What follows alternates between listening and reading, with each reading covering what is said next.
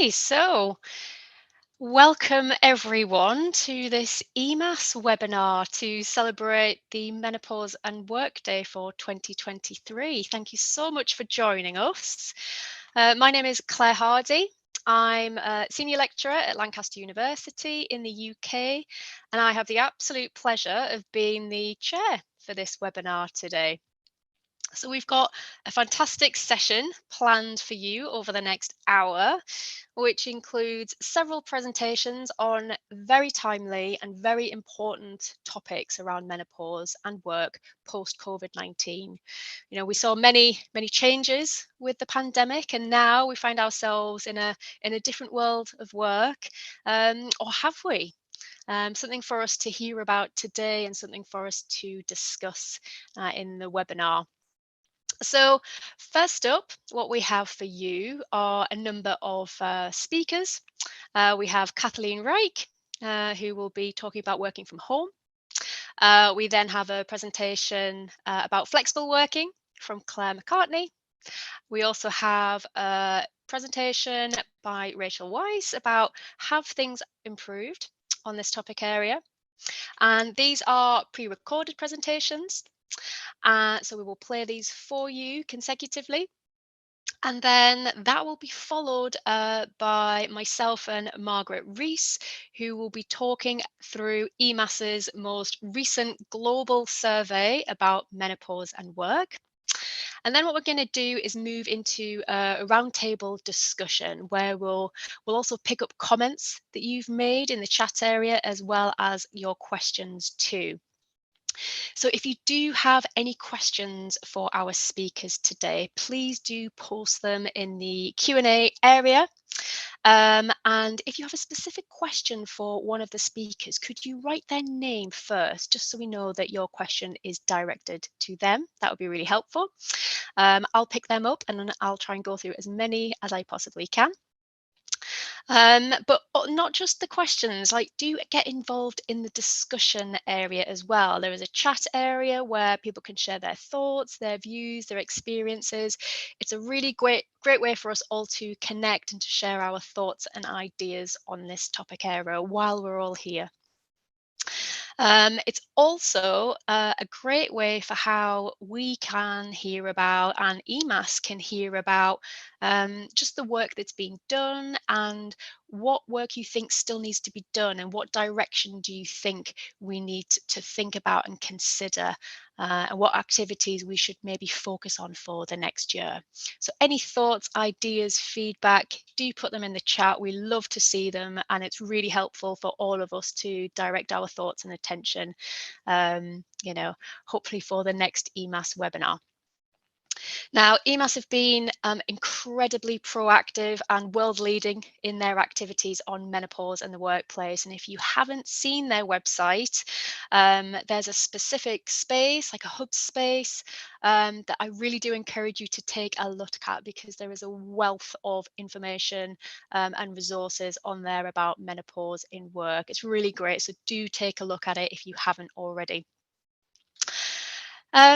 So that's my brief introduction about what we're going to do today and a little bit about EMAS. So I would like to start us off now with our speakers. So it's my absolute pleasure to welcome Kathleen Reich, who is a professor at Adam Smith Business School in the University of Glasgow.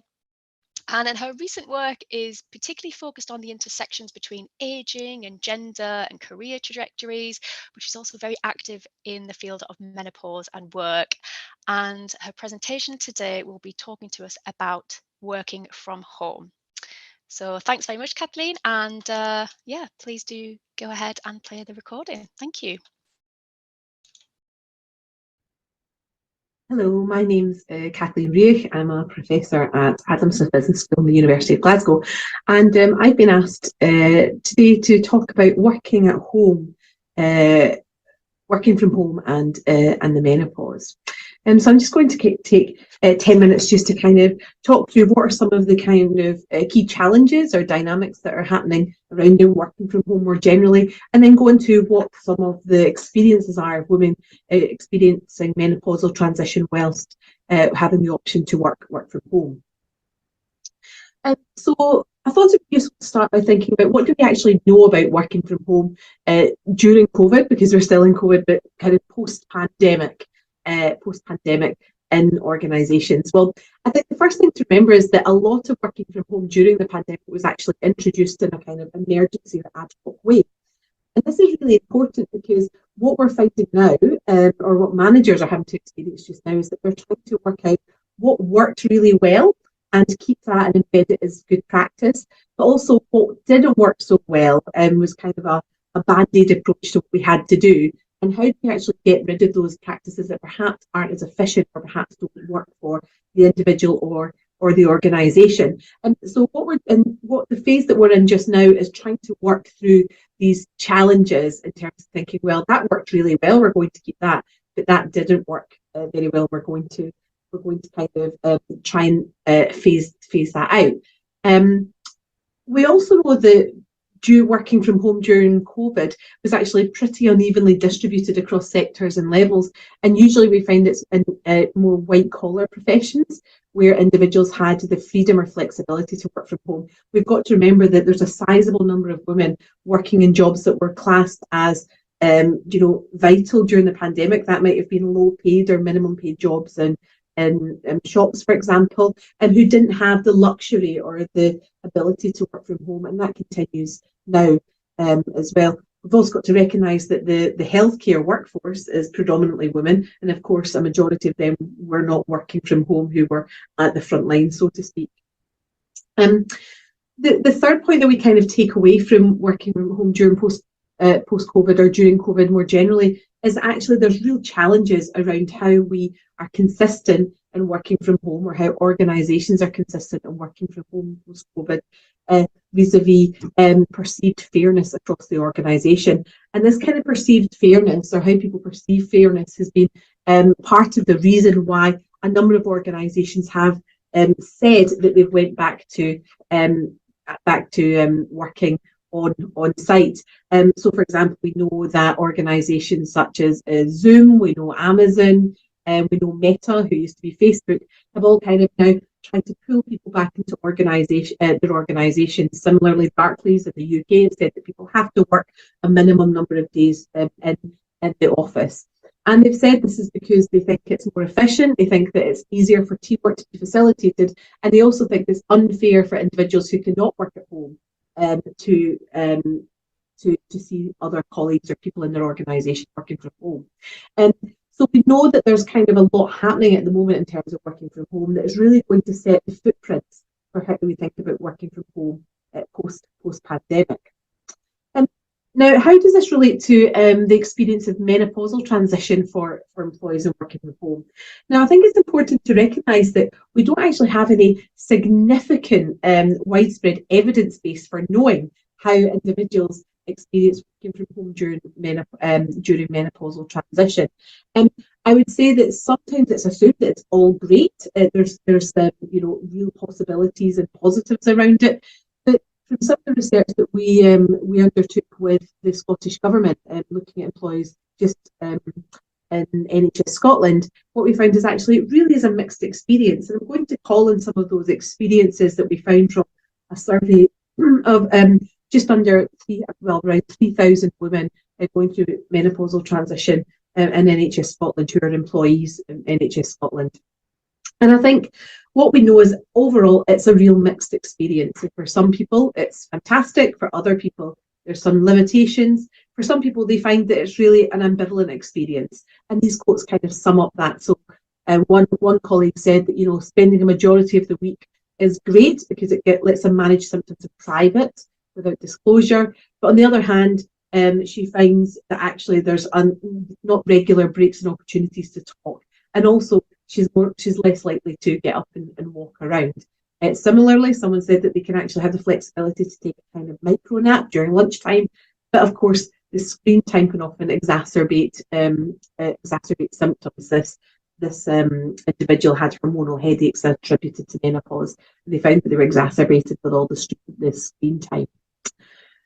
So thinking about some of the positives and negatives in more depth. So for some, as we said, it really prevented awkward conversations. A number of employees did not want to disclose their menopausal status, And they felt that working from home was really useful in kind of not forcing them to tell people they were menopausal or that they were dealing with symptoms such as colics, for example.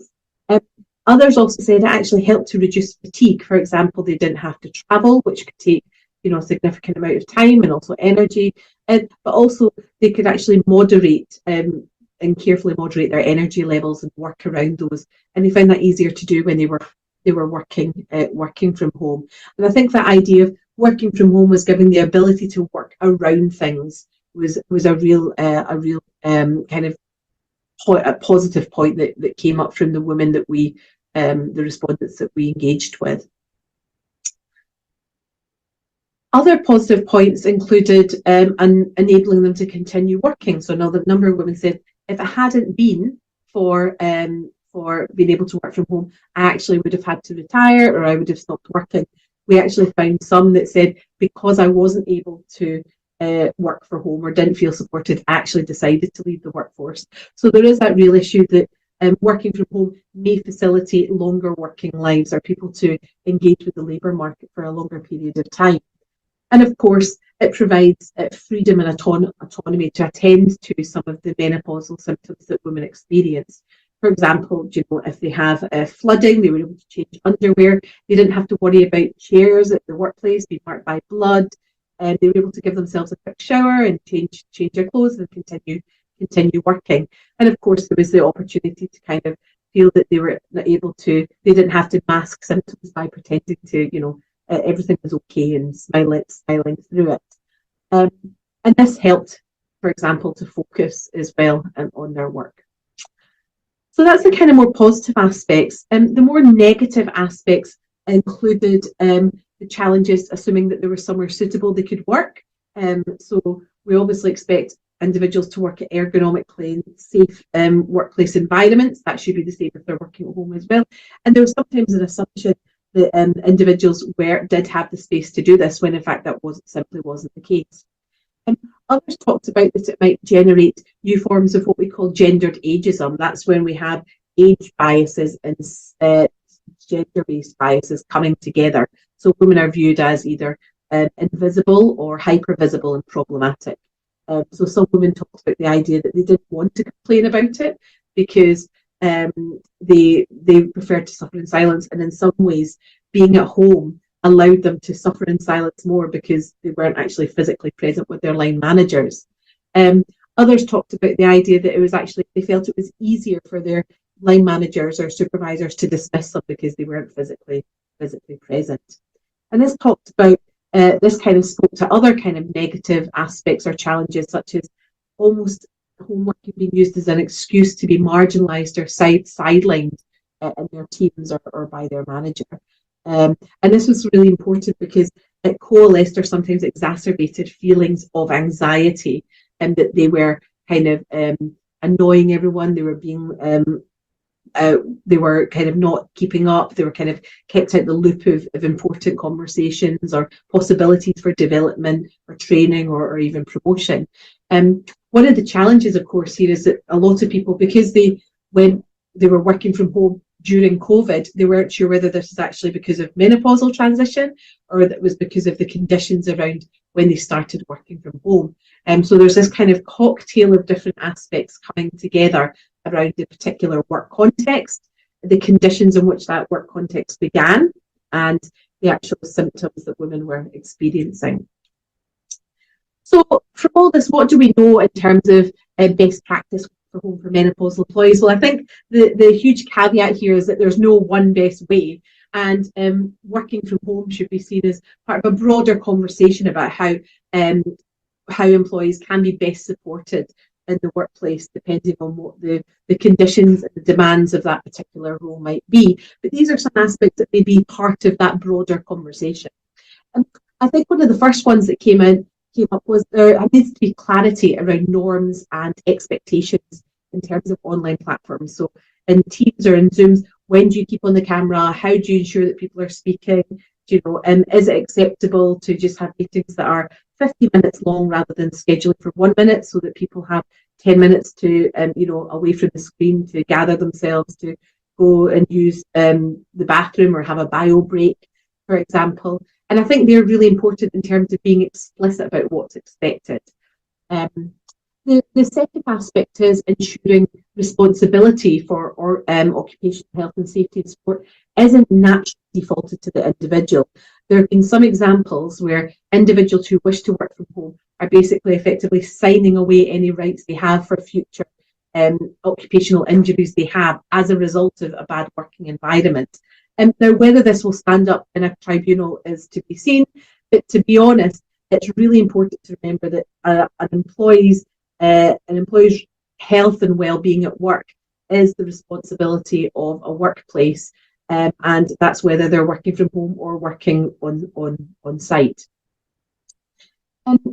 The third aspect is ensuring that working from home conditions are actually included within equality audits. What we're starting to see is that gendered ageism, marginalisation and stigma surrounding, for example, menopausal transition can actually manifest in different ways online or virtually, as opposed to in person or physically. So it's making sure that we think about the relationships and connections that working from home might set up, and how inadvertently or deliberately modes of inequality and discrimination might fit into them or might emerge from those conditions. And then finally, I think it's the same for any menopausal best practice support, making sure that there's an ability for individuals, employees, line managers and supervisors to be able to regularly check in and assess whether working from home practices are the best way forward and how they can be used in the best way, both for the team overall and for that individual. And assuming that just because working from home works at one point of a woman's menopausal transition does not mean that she wants to do it, she wishes to do it, or it's the best thing to do throughout menopausal transition, which of course could be a number of years. Thanks very much for listening, and I look forward to hearing from any of you who would like to continue the conversation. Thank you. Bye-bye.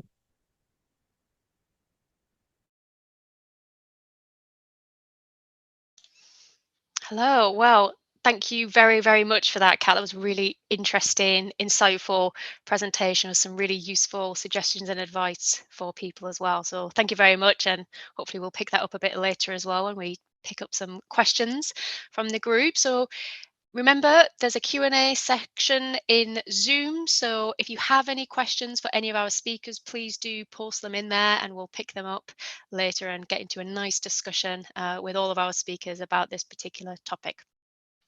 So without further ado, I will move straight on to our second speaker, who is Claire McCartney, who is a Senior Policy Advisor, Resourcing and Inclusion expert within the CIPD, the UK's CIPD organisation, where she leads on their policy work and flexible working. Claire's presentation will be on the very topic of flexible working. So thank you very much, Claire. Very much looking forward to this. Yeah, take it away.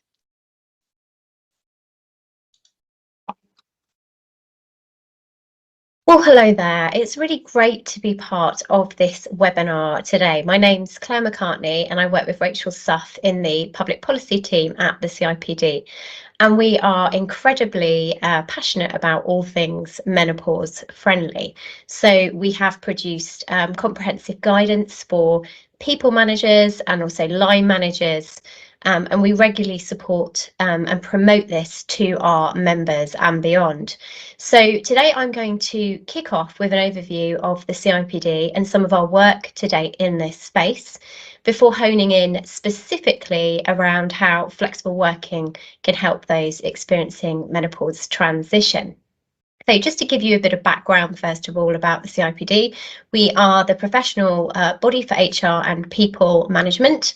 We have around 160,000 members worldwide, and we have offices in different regions. You can see there, our overarching purpose is to champion better work and working lives. And actually, we see this work here around creating menopause-friendly workplaces as a key part of that overall purpose.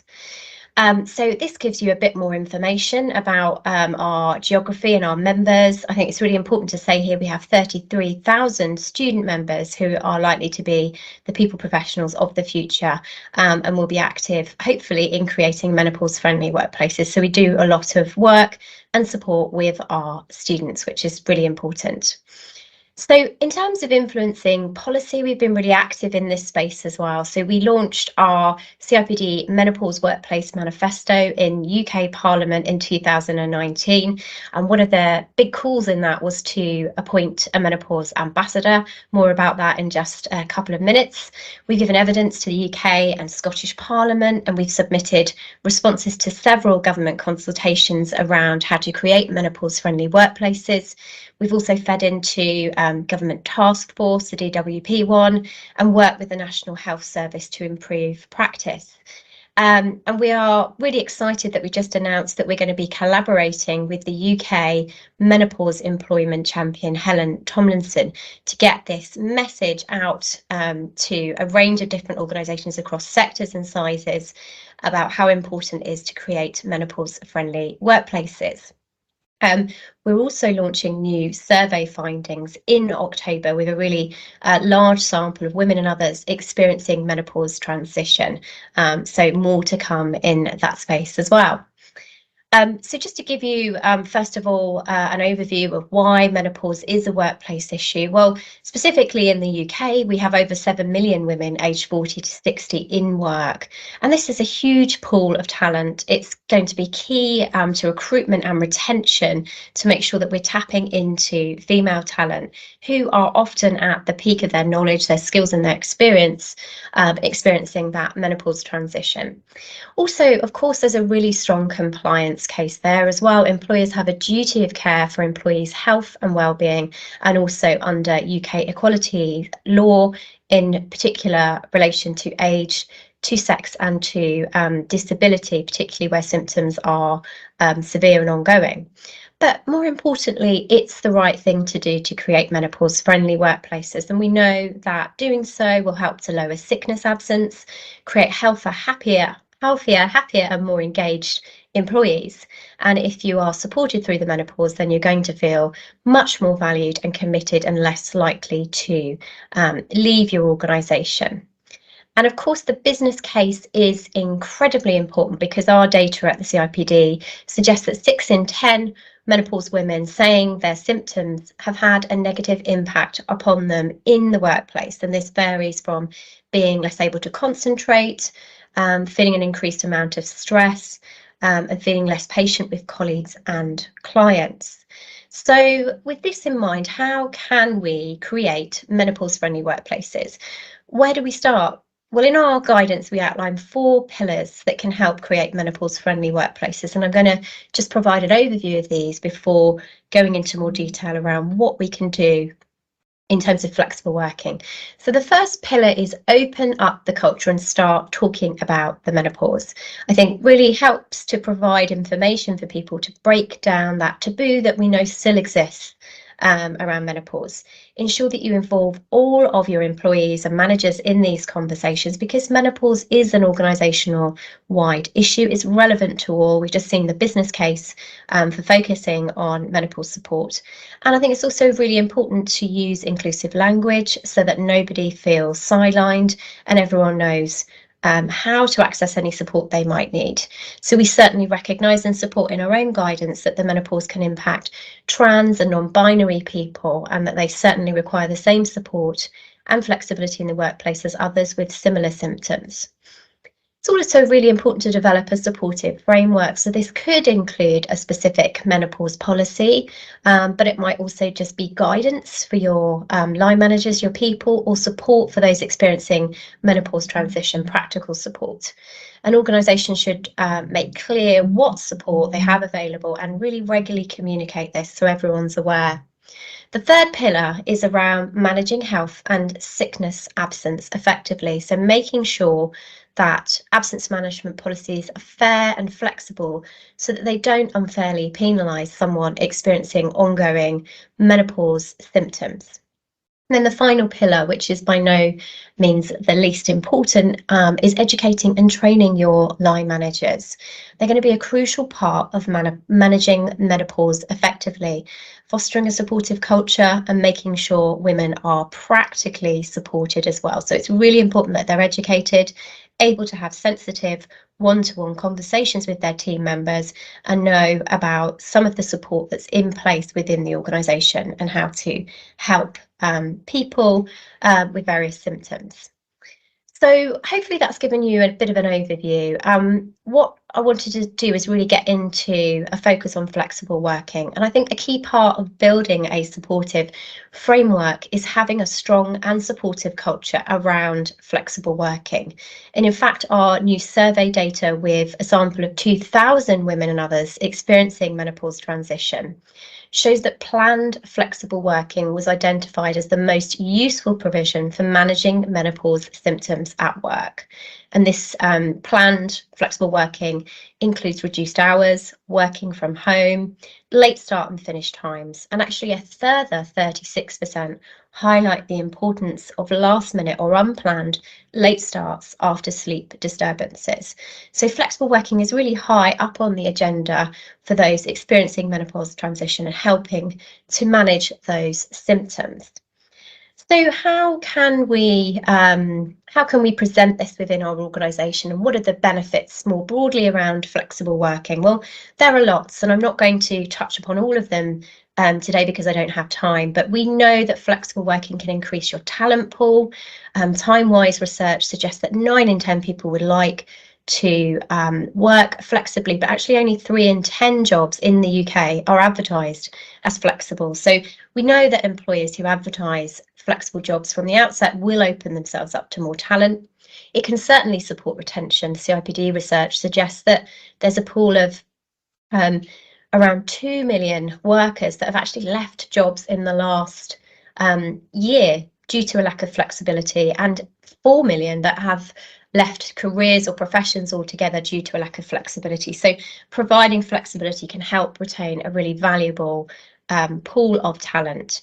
It can boost performance. There's data from the University of Birmingham, and this is actually interesting because it's from managers, which shows that 76% think that flexible working can really help support performance and increases productivity.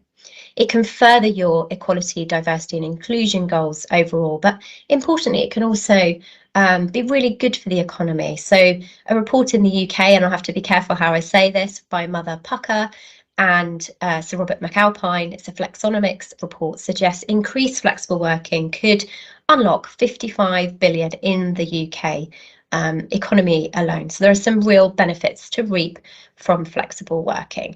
And of course, there's a whole variety of different types of flexible working, and you can see these on your screen now, and this provides flexibility in the amount, timing or location.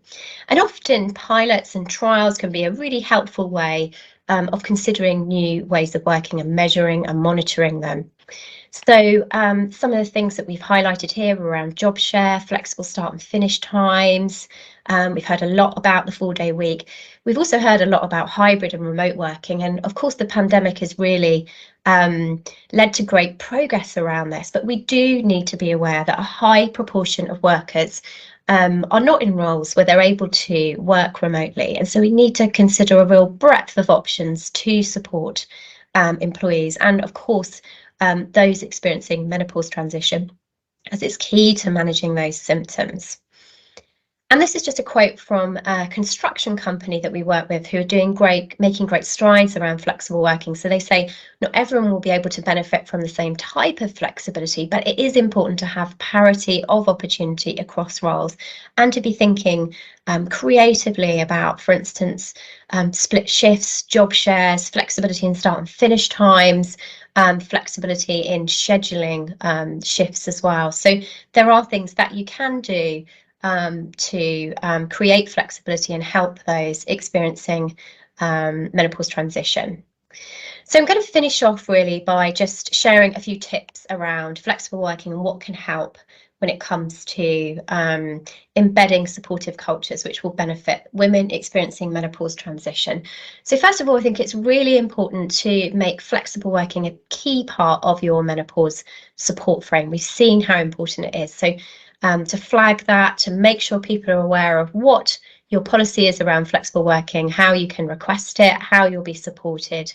Also really helpful if you can to actually advertise roles as flexible. So use the tagline "happy to talk flexible working" in job adverts from the outset to ensure that you are able to access a much broader pool of talent, and importantly making sure that you are including flexible working options within promotion opportunities as well to help with female progression. I think it's incredibly important to normalise flexible working for all employees, to work against some of the stigma and myths that are out there around flexible working. We work with one organisation, they had a myth-busting campaign around flexible working, poster and a teaser campaign that really broke down some of those barriers and helped to normalise it for everyone. And again, really think creatively across roles and sectors. And we have cross-sector research at the CIPD on our website of organisations like manufacturing, construction, NHS, retail, that are really trialling and piloting new ways of working and being successful. And then last of all, but by no means least, put inclusion and fairness at the heart of your flexible working strategies. So, for example, do flexible workers have access to the same training and development afforded to those that work less flexibly? Are they being promoted in the same way? If not, then take action to ensure greater consistency and fairness, and include looking at those that are working remotely, hybrid, or fully in the physical workplace. So that's enough from me. I thought I'd just finish off by flagging a range of practical tools and guides that we have around flexible working and hybrid working, and of course all of our resources around the menopause, and you'll find these available to download on the CIPD website. So thank you very much for asking us to be part of this session today, and we very much support the EMAS call for action for next year for employers and managers worldwide to incorporate menopausal health and support in their workplace strategy.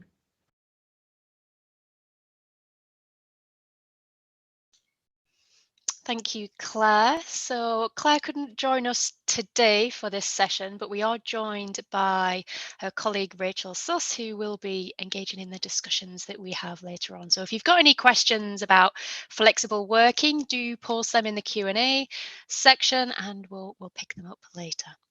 So our next speaker is another Rachel Weiss. Rachel is a counsellor and coach who founded the Menopause Cafe charity back in 2017.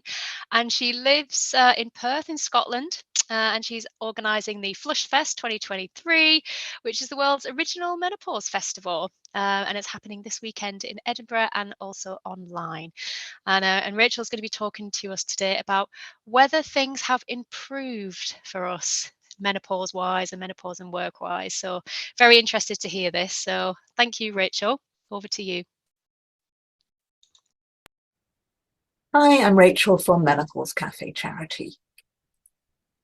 So I'd like to talk a bit about have things improved, mainly since COVID, but also to some extent since we founded the charity in 2017. So yes and no is the answer.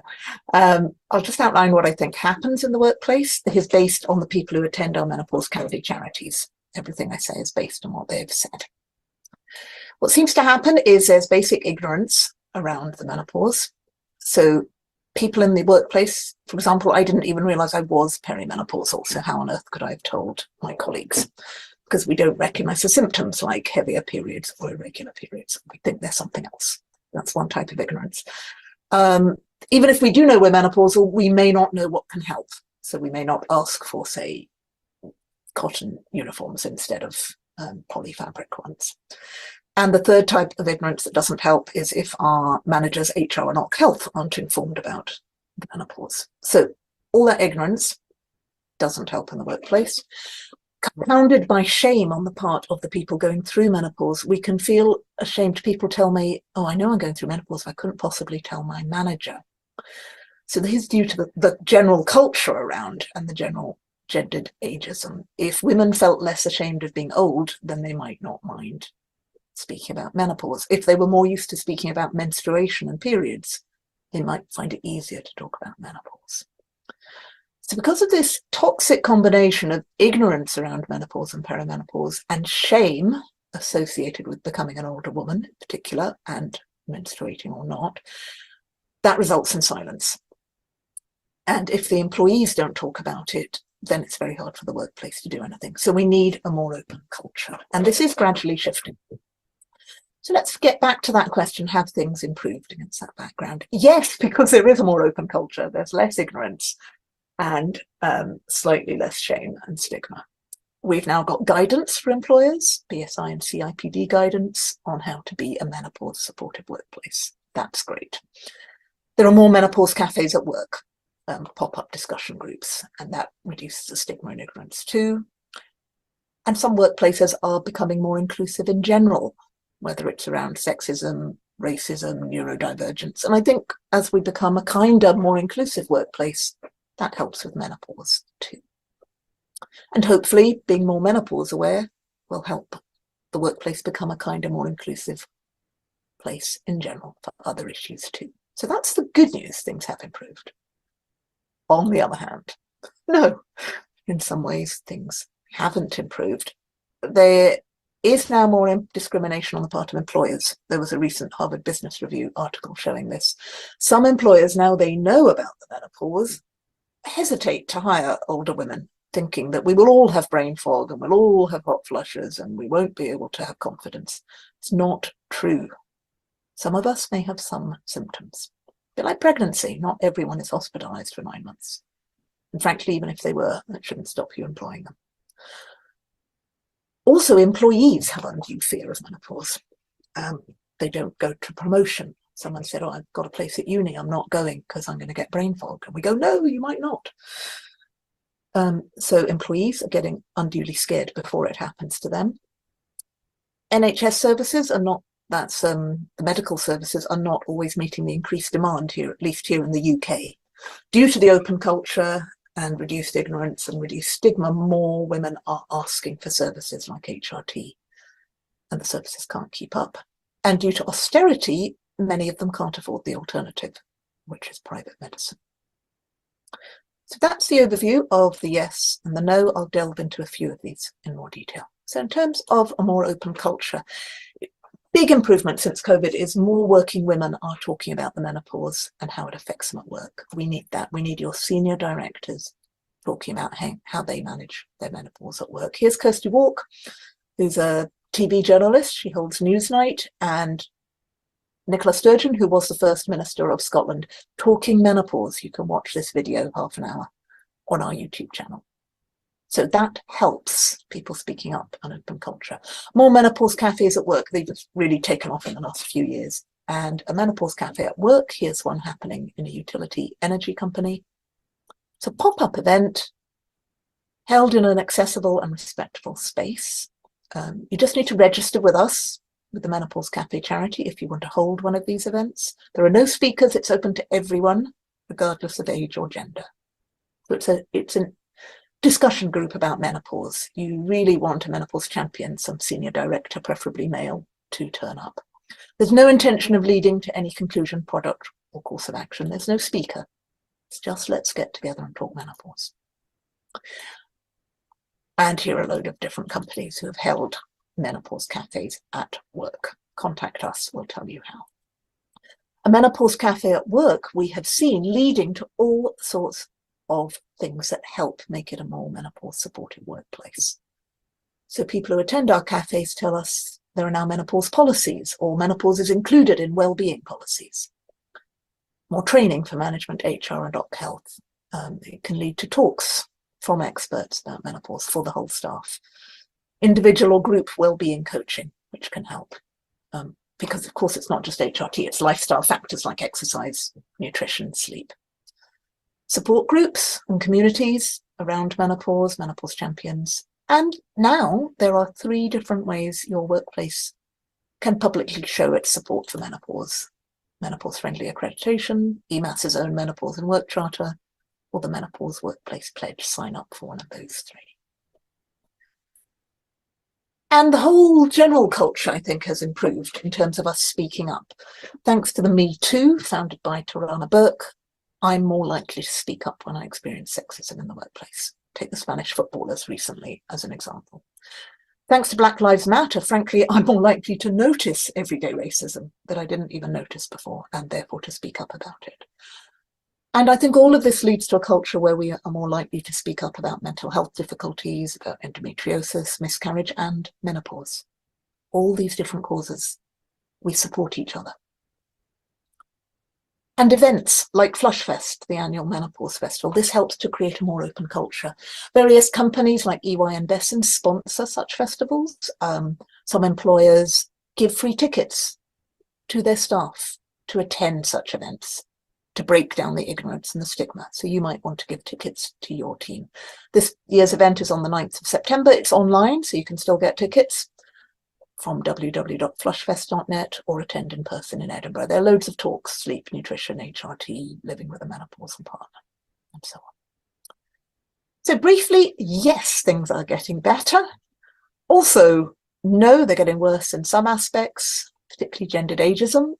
Whereas a young female manager, I was too young, and now we may be considered too old with no gap between, because they think about our menopause. I just want to end by playing you some words from my friend Chris and how she countered the ignorance in her workplace because she had no shame. And this is what Chris did. I did actually. Probably drove my a couple of male colleagues I work with a bit mad because I just told them what it was. And I remember one must have had a meeting and I was like opening the window and just flapping my flowers out the window. And I thought, which said how good our relationship was, that they can see me go, I'm having hot. So I did, I first I educated them and they were very sympathetic. But yeah, I used humour a lot in that sense. Couldn't really do that with groups. It was easier working sometimes with women of a certain age because they would occasionally. And I think interesting, I used my learning to say the training room would use was like those that feel the cold sit over that side of the room because that's where the radiators are. Those that struggle with the heat sit and we can open the window and you can have a breeze at the back. So actually, I also acknowledging the difference. Yeah, because we'd have a mix of, and so people could pick the bit of it worked in that training room. It's a really old building. So as you can hear, good things come. Chris was a trainer. She educated her colleagues about her hot flush and she allowed people attending her training courses to choose where they sat depending on how they felt about temperature, whether that was due to menopause or not. So I think we're on the road to a more inclusive workplace, which will benefit people with menopause and other long-term chronic health conditions, whatever those might be. Thank you.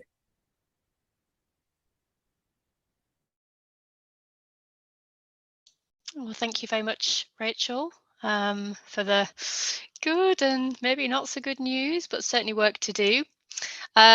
So now it's my pleasure to welcome to join me in the next session, which will be going through the hot off the press findings from the global EMAS survey that recently ran. So I'd like to introduce you to Margaret Rees, who is Editor-in-Chief for Case Reports on Women's Health. She's the Executive Director in EMAS, Reader Emeritus in Reproductive Medicine at the University of Oxford. She's also a visiting professor in the Faculty of Medicine at the University of Glasgow, adjunct associate professor at Rutgers. I could go on. Margaret's very passionate about this particular topic area and has led a lot of the work that EMAS has done on this. So it's my pleasure to invite her to come and join me to talk through the most recent EMAS survey. So I'm going to try and share my screen. Oh, I think it's already come up. Okay, well, let's see if we can move through it. Okay, thank you, Claire. Okay. So we did a survey, which was a global survey about access to menopause policies in the workplace. So it was open from June to the end of August. There were 7 questions. It was available in 6 languages, and it took 5 minutes to complete. Next slide, please. So we had 568 respondents from 63 countries, and the top 10 were UK, Fiji, Slovenia, India, Australia, followed by Switzerland, Netherlands, US, Ireland, and Italy. It was promoted on social media. So, looking at the employment sector, so the employment sector, which was the most likely to have a menopause policy, was public administration. And this was then followed by education and human health and social work. Next slide, please. So overall, did the workplaces have a menopause policy or guidance? And sadly, it's only 26%. Next slide. And that's looking again at the countries where the participants came from. Next slide. And you can see that the participants were peaking in human health and social work activities, education, public administration and defence, so compulsory social security. These are international classifications of types of organisations and employments. So how big were these organisations, and how many countries? Most of them were based in just one country, but we did have people who were in organisations where they were based in more than 100 countries. Next slide. And how many people worked in the organisation, and the vast majority had more than 1,000. So we asked for the title of the job, and the people who had things that could be classified, the vast majority were personnel managers or officers. But were they the managers primarily responsible for employee relations matters at the workplace? The majority was negative. So this is a good snapshot in time and should be the basis for future academic research. Thank you. Thank you, Margaret. Yeah, I mean, were any of those kind of surprising results to see when they came through? I wouldn't think so. No. I thought exactly the same thing when I saw the results and things, although I was pleasantly surprised to see Fiji up there with at least responding to EMAS's survey, which is good that it's got that kind of reach out there. So that's really positive to see, and at least gather some data on countries who I guess have not really been in much of the narratives that where we have. It's often been the UK, hasn't it? And a lot of the countries in Europe where we've spoken about menopause and workplace. So that's quite a positive thing to see, that we've got that kind of traction. Okay, so are we going to progress to calls for action and discussions? That would be fantastic. So if you had to say what your main call to action is, Margaret, what would you? My main call for action is for employers and managers worldwide to incorporate menopausal health in their workplace strategy. Because you Absolutely. mustn't lose women because of menopausal symptoms, because it then puts them into poverty. Absolutely. And can I invite Kat? Do you have a particular call of action, maybe from the survey, from your talk, that you think actually this is something that we should all really think about and consider moving forward?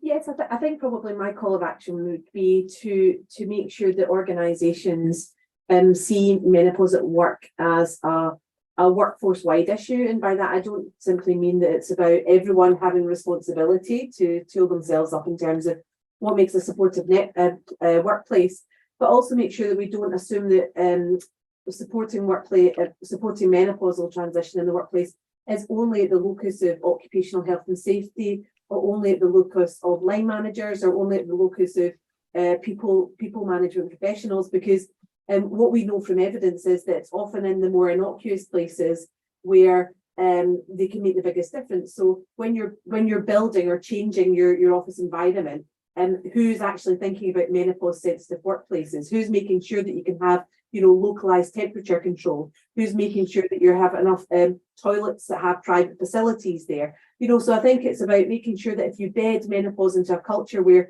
people are sensitive to thinking about it when those important structural decisions are being made around the physical workplace as well as other aspects. I think that's really going to help us in terms of moving towards those menopause friendly workplace environments. Yeah, absolutely. Rachel, do you have any particular key calls to action that you want to share with us at this point that you think we should take on board? Which Rachel? Me, Rachel? Sorry, Rachel Weiss. Now I was going to introduce you afterwards. I've not introduced you yet. So Rachel Weiss, sorry. Okay, yes, I was going alphabetical order, but that's fine. I want to back up Kat's point. I think we should be designing workplaces around women's bodies as well as men's bodies. For too long, men's bodies have been the norm, as Invisible Women pointed out. So yeah, design the workplace around women's bodies as well as men. If we could become more inclusive workplaces, we'd be kinder and more diverse and just better, richer organizations. And inclusive, I think, of all chronic health conditions, not just menopause. I'm a bit uncomfortable with menopause being singled out.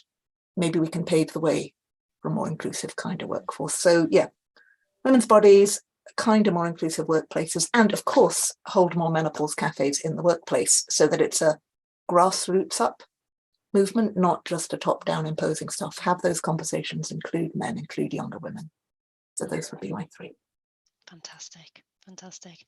Okay, so as I mentioned before, Claire McCartney from the CIPD couldn't join us here today, but her colleague Rachel Suss is here, who you've just seen. So Rachel, would you like to come on and just share some of your key calls to action that you think are particularly important to bear in mind moving forward?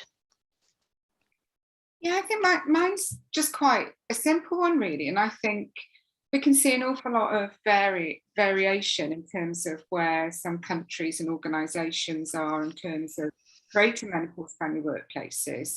But from conversations and the work that a lot of our HR members have done, and other smaller organisations who might be a little bit put off or not know where to start and not very confident about how to go about creating a menopause-friendly workplace. I mean, our advice is quite straightforward, and it's, just start talking about the menopause, just try and create those conversations, those opportunities for people to learn more about the menopause, just bring that subject into the conversation, obviously alongside signposting to advice and guidance, because I think what we've learnt in the UK is how quickly things can change. And I think it does start by cultural change, by opening up the conversation. And, when you do start to talk about the menopause, and we saw this in our own organisation, all of a sudden, we went from nobody really talking about the menopause. I hadn't had a single conversation despite being in menopause transition 4 years ago. All of a sudden, it seemed like everybody was talking about the menopause. And then working with HR and so on to get policies and support and guidance and training, then it really picked up a head of steam.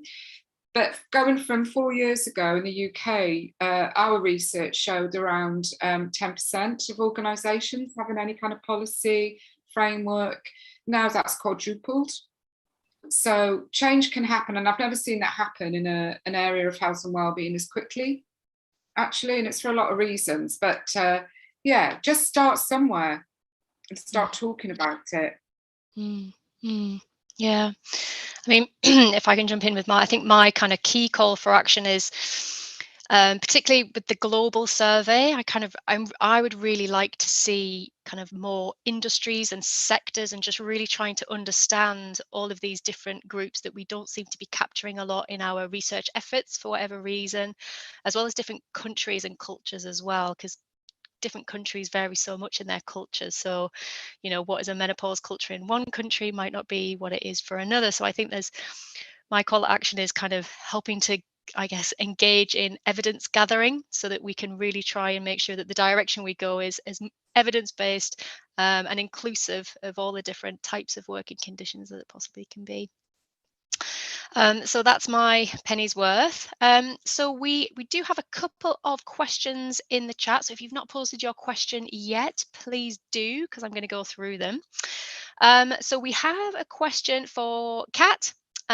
So the question is, how can we implement work from home when there are so many workspaces within most organizations, e.g. a factory, laboratory, office, or on the road, and take symptoms like flooding? This becomes very complicated. Our experience has shown that we need managers to be very familiar with what supports can help in lieu of working from home being possible. So what other options do you suggest? Tricky question. So I think, first of all, I think we need to be realistic in terms of recognising that working from home is not going to be possible in some jobs. And I think the key thing there is, when we don't feel it's possible, it's very clear about why the role requires us to be a particular place at a particular point in time. And I think actually once you start asking managers or line managers to explicitly say why the challenge may be the case, you start kind of, some of the perceptions and biases we have start bubbling up to the surface, and then we can actually start to deal with them. So I think it's important that some organisations aren't. At some roles it's not possible to work remotely. So for those, so let's say it's not possible, and that's not because of bias or kind of unsupportive workplaces. I think it's about recognising what would make employees who are experiencing menopausal transition comfortable in their working environment. And as Rachel said, a lot of these things are just very small, practical, low cost but high impact aspects. So one organisation I worked with had a meetings policy. Now it sounds like you can say, oh, another policy, but it was just making sure that everyone said, well, don't just have an hour meeting, make sure that you have 50-minute meetings, or make sure you have meetings that allow people to have that break in between. And as Rachel mentioned, this isn't just about menopausal employees, this is about general health and well-being as well. So when we introduce these kind of practical aspects, such as, making sure people have time to breathe, making sure that people feel that they have a space to make reasonable adjustments or accommodations, making sure there are formal spaces where they can bring up these discussions in a proactive and positive way, rather than in places where their performance might be being assessed. I think you're well on your way to being able to find those solutions. The final point I would say is actually, the people who will find your solutions are usually those who are experiencing menopausal transition. And there is usually in organisations a wealth of information about how people have improvised or been creative about what they've done. And I think in organisations it's really important that we tap into that expertise of the lived experience of people going through it, and making sure that we can implement that within the kind of DNA of our company, and make that business as usual. Yeah, absolutely. Okay, we've got 2 minutes left, so I'm going to take a question. Oh, got 1 minute left now. So very quickly, a question here is about integrating guidelines, say from EMAS, BSI, CIPD. How can we integrate those guidelines without fostering any prejudice or increasing risk of discrimination in recruitment, promotion, etc.? And that's open to anybody. So would anybody like to have a go at suggesting how they can do that? It might be one for Rachel from CIPD. Want to go first, Rachel? Well, briefly, I think if we don't frame it as a disease or a hormone deficiency, but just as a natural transition, that might help, and make it clear that not everyone gets the symptoms, but that some people might. We've managed it with pregnancy, so I'm pretty confident we can manage it with menopause. Oh, Other really Rachel. nice. That was really nice and succinct. I'll probably be a little bit more longer in my response. But I think it's an interesting question because, first of all, I turn it on its head, the question, and say there's probably, well, there is more risk in terms of discrimination of and women being treated less favourably, and employees generally in terms of sex, age, disability, if you don't regard the menopause as a legitimate health condition and make changes and put in place support for people. And we've seen a rising number of legal claims at work in the UK. But also there is, I think, a real question around being sensitive and inclusive in terms of how you do introduce any guidance, policy, framework, and so on. And I think it's recognised, and as speakers have already said, that it's not just a female issue. One of our most enthusiastic champions for menopause at work is quite a young man, and his mother has come to events at work at CIPD. So getting across that it's an issue for everybody, and then not being top down, I think, in terms of how you implement policies and so on. And this will go for any kind of framework policy you implement, you know, engaging with employees, making it meaningful. But at the same time, we don't want to single out or stigmatise people who will need to access the support through that menopause policy. So it is being sensitive and inclusive, and really thinking about the best way of embedding. Cool, thank you very much, Rachel. Okay, well, I'm very conscious that we are kind of at our time limit now. There's some questions that we've not managed to get to, but hopefully if speakers are okay, if there's specific questions for you or your presentation, we'll field those out and maybe try and get some responses possibly. Or if you can hang around and respond to the questions in the chat area, that would be fantastic. So I am going to kind of close this webinar and say what a delight it's been to hear about these different very important topics. I'm sure for all of us here we could talk about this for an entire day, but it's been really wonderful to have everybody be part of this and to have such a wide audience join us as well. It's quite impressive, the numbers that are interested in this topic area. And thank you to EMAS for allowing us this space to talk about this really important issue. EMAS has been really fantastic in pushing this agenda forward, and I think it's made a lot of difference in the UK to have such prestigious bodies kind of supporting the work that's being done. So thank you very much on behalf of all the speakers. I'll say thank you to everybody who attended. I hope you found it incredibly useful. Do check out the resources on the EMAS website. They're really informative, really useful. So do check those out.